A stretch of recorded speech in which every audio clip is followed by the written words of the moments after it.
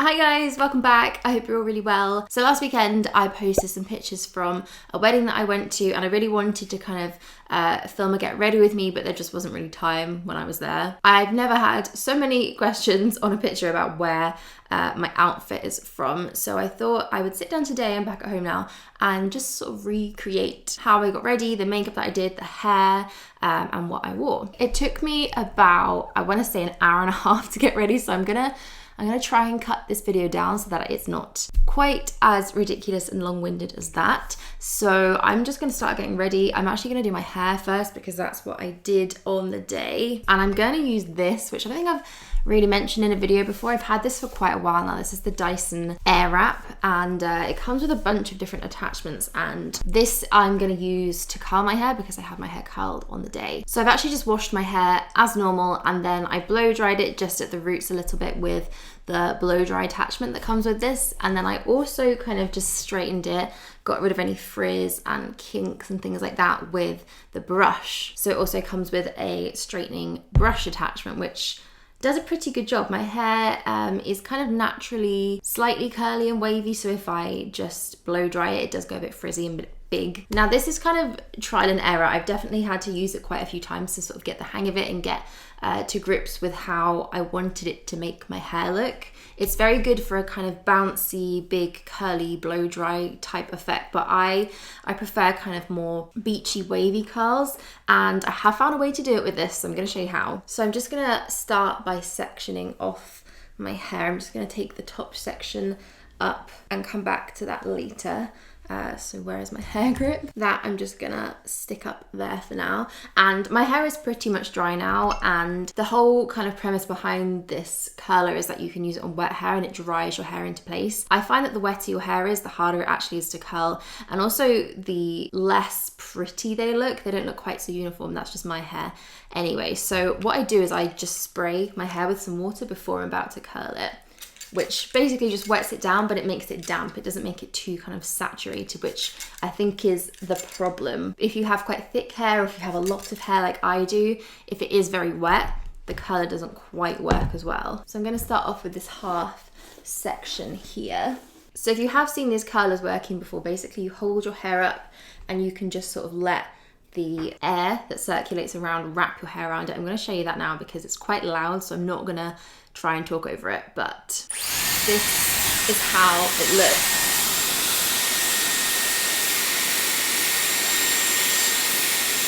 That's very cool, and you can see it's kind of already curled my hair. The only problem with that is that it curls right to the end. So I prefer my ends to kind of be a bit straighter. I think it's a much, I don't know, more modern, a bit more of a cool way of having your hair curled. So let me wet that down again and I'll show you how I do it slightly differently. So I always hold the curler down and I start with my hair, or the curler behind my hair, so that it can wrap and sort of curl away from my face. So I actually wrap the curl around myself and then I hold this section maybe like a couple of inches out, and that way it stops that part from being curled. So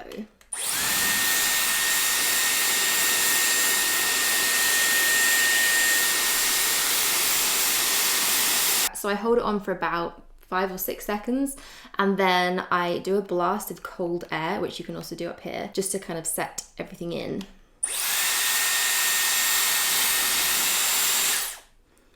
And there is my bouncy but very shiny and very nice little soft curl. It's kind of like a bend almost. You could do this with a lot of different things. You could do it with an actual wand or straighteners, but I find that curling my hair from wet and actually drying it into place holds it for so much longer, and I do not have the best hair for holding a curl. So I'm just gonna keep going. I try not to do too big of a section just because I feel like it bulks out the curl a bit too much that way, but I do always try and hold it kind of horizontally. This is just weird little tips and tricks that I've picked up that may not even make a difference, but they seem to me. And then I'm gonna curl this section too.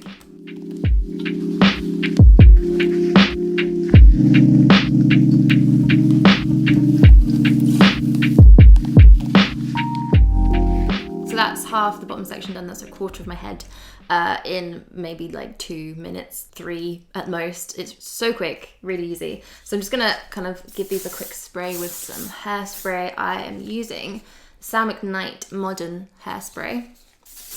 And then I'll just switch over the top. So this comes off and this one goes in a different direction so I can do the other side.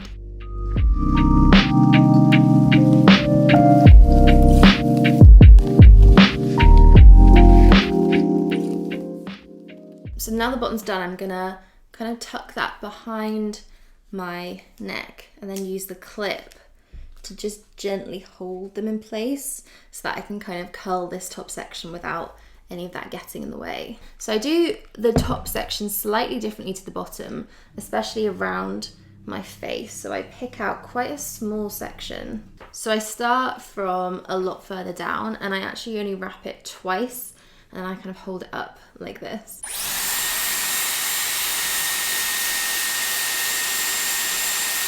So that way it's a bit softer and it's a bit kind of more flattering around my face, and the curl doesn't really start until my cheekbone. I just find that way it looks a lot better. So I'm gonna carry on and do the rest of the top of my head just like that.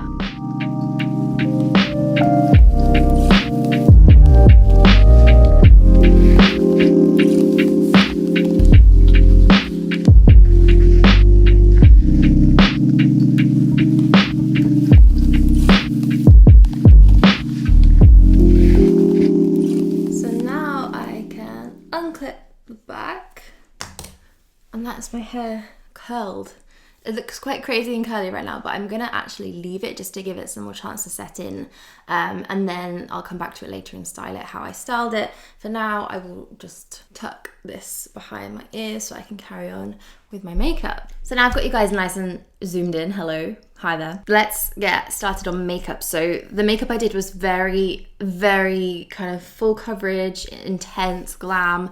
It may not actually fall under that category to some or to most, but for me, because I basically just wear concealer, maybe tinted moisturizer, and not a whole lot else on a day-to-day basis, it felt like a lot. So I really started with prepping my skin, and I use one of my favorite base products actually, especially when I am wearing a heavy foundation. This is from Bobbi Brown. It's the Vitamin Enriched Face Base, and I think it is basically just a primer, but it's a really intense moisturizer textured cream. And what I like to do is actually stick my beauty blender in here and just kind of like press it onto my skin so I get a really nice thick layer of moisture. This smells amazing and it feels so good to do this. So then I use the Charlotte Tilbury Hollywood Flawless filter, which actually confuses me a little bit. I can't decide whether it's a primer or a base product. It's kind of somewhere in between both and it's a bit strange, but it does give your skin an amazing glow. It comes with this big doe foot applicator and I just sort of use it on the high points of my face. So on the tops of my cheekbones, down the bridge of my nose, a little bit on my chin as well. And then I just kind of buff that in before I go on to foundation. It kind of has a glow to it, like an iridescence almost, and it does shine through your base products a lot, and it really sort of sculpts your face. So it's quite a good little extra thing to have if you are doing a really special makeup. I've also worn this just on its own, and it gives a lot of glow, as well as a tiny little bit of coverage too. So it's definitely quite a multi-use type of product. So the base that I use is actually such a massive throwback. I was actually going through my foundations and I realized that since I've moved and I've kind of minimized my makeup collection, I don't have a lot of full coverage bases, but I had this, which is the NARS Sheer Glow. I used to use this all the time and it was probably one of my favorite things to reach for every single day. So I still have it in the shade Gobi, which is probably a bit too light for me at the moment because I have some tan. So what I did is I mixed this with the by Terrybly Densiliss Sun Glow, which is kind of just like a liquid bronzer type thing. I put both of these on the back of my hand and just sort of made a shade that was a little bit more in keeping with my skin at the moment. And because this is like a liquid bronzer, it really blends in nicely to liquid foundations and it didn't make the texture change or anything like that. It just made it a little bit more warming. So I'm gonna put that on my skin. And then I went back to my beauty blender and really pressed this in. I wanted quite a flawless kind of full coverage finish. Normally I'll just whack on a bit of something lighter and if my skin shines through then I'm not that fussed, but I really wanted to look a little bit different to my everyday kind of makeup look. The concealer that I used is one of my favorites for every day. It's from Flower Beauty. It's the Light Illusion Full Coverage Concealer. And it is a very full coverage concealer without being too heavy. It doesn't feel particularly thick and it doesn't crease too badly on me, but it does cover so well. I have this in the shade Light, and it's going to be slightly lighter than the foundation, but it's just going to sort of brighten in the areas that I want it to and balance out the high points and low points of my skin. I went on with this quite liberally because I did want to use it to kind of highlight as well, and also just cover up anything that needed to be covered. It really brightens up underneath my eyes. It really kind of just lifts any darkness from there. It's such a good concealer. I like this if I'm not wearing makeup, and if I am doing a big full makeup like this, it just seems to work with any kind of look. So I really wanted that to stay and my whole kind of base to set in place and just be perfect the whole day. And I'm not a massive lover of powder. I don't reach for it as often as I should, but I do know that if you powder, it's gonna keep your makeup on. So what I did is I reached for a loose powder. This isn't one that I pull out all that often, but every time I do, I ask myself why I haven't been using it for longer, because it's so nice. It's the Mer Loose Powder. It's just called the powder. And it's not translucent, I don't think. It has a slight tint of color to it. And something about that under my eyes just seems to keep them really bright and just a lot more open and awake, which is what I'm going for. So what I'm gonna do is kind of sort of bake underneath my eyes. I'm just gonna put a very thick layer of powder, which as you're doing it looks quite scary and also just looks like it's going to be dry and awful, but it does work. It really is the best kind of makeup tip that you could use for under your eyes. So I get quite a thick layer just on the tip of my beauty blender, which is good because it's a little bit damp and it picks it up, and then I just press it underneath my eyes until there's quite a lot of it still left under there. You can see it doesn't need to be wiped away until it's kind of set in place. So that I'm gonna do under there as well. And then I'm just gonna leave that for probably about 10 minutes just until it kind of really sets the concealer in, and it's ready to be wiped away. So while I'm leaving that to set, I am gonna do the rest of my skin, and I'm just taking a tiny bit of the powder and just pressing that all over my face just so that I can use some powder products. I'm gonna do some powder bronzer. Normally I do go for creams, but I think powders have a lot more staying power. So the bronzer I'm using is one from Make. It's the Joshua Tree Bronzing Brick. I like this a lot because it has a slight sort of shimmer to it, which is really pretty. It kind of gives your skin a bit of depth. It doesn't make it too matte or too kind of flat looking. So I'm using a big stippling brush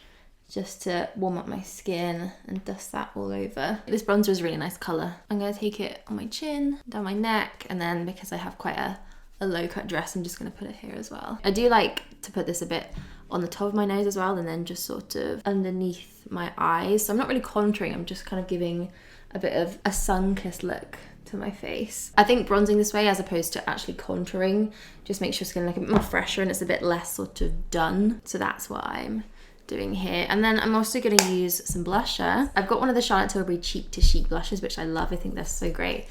This one is in the shade Pillow Talk. Love all the Charlotte Tilbury Pillow Talk products. And it's a really nice, subtle, kind of warm pinky tone. It's not too pink, but it gives a nice little bit of color on my cheeks. And it is also a bit iridescent because of this highlighter in the center, which is pretty. For a highlight, I used the highlight from the Charlotte Tilbury, again, more Charlotte Tilbury, Filmstar Bronze and Glow palette. This highlighter is beautiful. It's a really kind of perfect, like neutral champagne-y sort of color. Really, really nice. And I have this brush, which is my new favorite thing to put highlighter on with. It's the Zoeva 134 Luxe Powder Fusion. It's just the right kind of size to get in those little areas. Before I do that though, I am gonna brush off what's left of that powder underneath my eyes, and then I won't have to worry about wiping my highlight away once I do that. So cheeks are gonna be glowing, and I put this down my nose as well on the tip and my cupid's bow, and then a bit underneath my brows. Can never have too much highlighter, absolutely not. So for my brows, I am just gonna do my super standard normal brow routine, which is just the Benefit Precisely My Brow Pencil. Always, without fail, this will be what I'm using on my brows. So before I start my eyes, I'm actually gonna prime my eyelids, and this is a step that I, without fail, usually do forget. but it does make such a difference, especially with this primer. It's from Smashbox. It's the 24-hour photo finish primer. It's like glue. It just keeps everything there where it should be. It's quite thick and quite intense, but it gets the job done. So I'm going to use a tiny bit of this because you really do not need a lot. A little bit goes a long way. And just get that on to my eyelids. Kind of quite creamy and a little bit like silicone-y feeling, but it does dry slightly sticky, so I think that's what helps eyeshadow stay put. So I have an absolutely beautiful eyeshadow palette to use. This is from Natasha Denona. I'm not sure what this is called because it doesn't have a name on it, but look at these eyeshadows. They are amazing. They're so richly pigmented. The colours are beautiful, and I actually was sent this quite a while ago, and I just happened to be looking through my palettes and realised this would be the perfect combination of colours because I wanted to do something that sort of matched my dress. So the first thing that I did here was pick out the two matte kind of blending shades. So this one here and then this darker one here at the top. And with that, I just sort of gave my eyes some depth and some definition. So I used the lighter one first just to kind of go, I think I actually took this all over my eyelid and then blended it up into the socket. These are so nice, these eyeshadows. They're super like buttery and really, really easy to blend. So everything I did at the top, I did at the bottom as well. And underneath my eyes, I took this lighter matte shade and I went quite far down. So really kind of along the whole kind of tear duct part of my eye. And then with the darker color, I did the same, but I kind of concentrated it more along the outer corner of my eye. So to get the kind of the green that I wanted, I kind of mixed a few shades together. I did this one, and a little bit of this one here. So I just kind of picked up a few different greens until I was happy with them and used that straight on to my lid here. I'm packing this on with a really flat brush to get the most kind of color and pigment out of it. And I'm gonna blend that in to the crease color just a little bit, just to soften that edge. And then the last color I used is this one here. It's like a gold, a really antique-y kind of gold color. It actually reminds me a lot of MAC's Antiqued. And I just used it to sort of break up the greens. So I kind of took it in the inner corner here. I also used this eyeliner from NARS. This is one of my favorite eyeliners. If you're looking for a black, really smudgy, really pigmented pencil liner, this is the one. It's their Kohliner. It's so good. It's really, really creamy, really easy to work with, but then it sets down and it really stays put all day. So with this, I kind of really messily smudged it into my lashes. I wanted a bit more darkness and depth around there. So I used it to kind of really get in between all of that. And then kept that kind of smudgy and a bit softer by blending it out with a brush. It kind of just makes everything a bit smokier, which is the look I was going for. And then underneath, I also took this and I used it on my waterline as well and smudged it out underneath there too. And then as a final little step, just because I felt like it needed it, I used a little bit of the Guerlain eyeliner just to make the tiniest little line.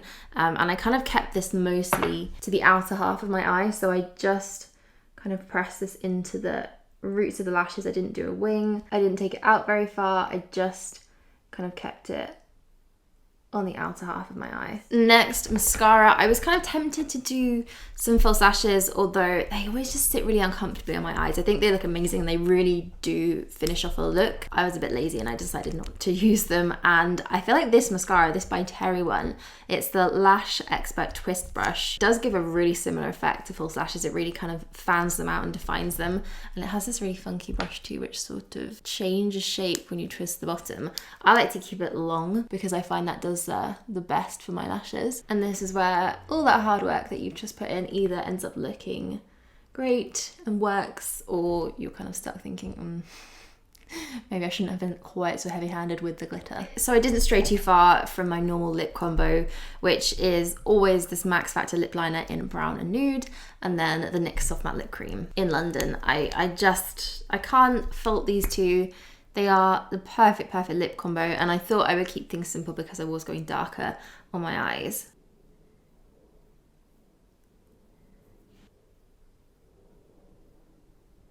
This actually held up really well. It didn't come off, and I only had to reapply it once after I'd stuffed my face full of cake. So then last of all, and very importantly, setting spray. I actually had to go out and buy a new setting spray because my normal one, which I love, which is the Makeup Forever setting spray, ran out. And I do quite rate this one. It's from L'Oreal. It's called Chic and Glow, and it's an illuminating setting spray, which at first I thought wouldn't keep my makeup in, but it actually did a really good job. And what this does the best is it just kind of takes any of that cakiness away. It really softens the look of your makeup, and where I powdered as well, it just stops it looking too dry and too heavy. So I did spray that on quite liberally. So now I finished my makeup, we can go back to doing the hair, and it's had some time to kind of sit and rest, and the curls have just fallen exactly how I wanted them to. They look very natural and they've just sort of dropped into place. Perfect. So I wanted to do something very simple with my hair. I didn't want to just leave it down because it gets in my face and it's annoying. And I wanted to put it up just so it looked a little bit more special. So I had this pearl hair clip, and my handbag, which I'll show you guys in a second, is actually pearl too, so they match. I thought that was cute, so I went with it. And before I kind of put my hair up with that, I just sprayed some texturizing spray through it. So I've got the Orbe texturizing spray, the one, the only, and the best. So I just took my hair, I kind of put it back, and then I used my two fingers here just to kind of pull up a couple of sections at the front, and I didn't go further than here. I didn't grab any hair from the back, I just pulled it from the top. This is a little bit tricky to do when you're on your own, but if I scoot around for you, I just grabbed these two sections, I held them together, made sure everything was in place, took my clip and clipped it all together, and I kind of pulled it up a little bit, so it just brought those two pieces together. And then at the front I did pull out a couple of bits. I wanted just a little bit around my face, but not too much, and I basically just sort of tucked it behind my ears and then adjusted this top bit here. I did think I might need some extra kind of bobby pins or some clips just to hold my hair into place, but it was completely fine. It didn't fall out once, and I was running around and dancing, so easiest hairstyle, minimal tools required. It's not complete, however, now that I've tucked my hair behind my ears. Without a pair of earrings, I feel like these just completely finish everything off. I got these, I want to say they're from Monkey. I definitely think I found them on ASOS, so I will link them down below, along with everything else that I'm wearing and everything that I've used today. But I tried a few different earrings. I tried some hoops, I tried some other gold ones, but these I think were the perfect pair. They're kind of like odd shaped hammered gold hoops, and yeah, I think that just finishes off the whole look perfectly. So this is the final look that I wore to the wedding.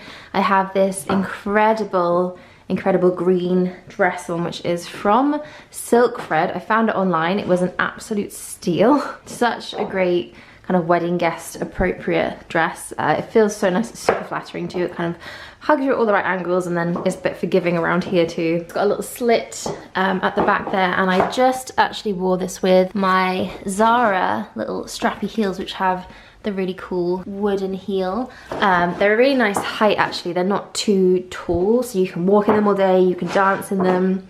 Although I ended up taking my shoes off when I was dancing, but they're a really nice pair of shoes. And I was kind of deliberating between a couple, and these ones are actually the exact same color as the dress. So the bag I took was this beaded one from Mango. I've had this for a while now, and it is the go-to kind of perfect evening bag. I absolutely love it. And I also sprayed on a little bit of this Dolce & Gabbana perfume, which I actually found in my drawer as I was packing. I hadn't used it for ages and ages, but it's so beautiful, so nice. This bag is quite a good one because you can hold it like this.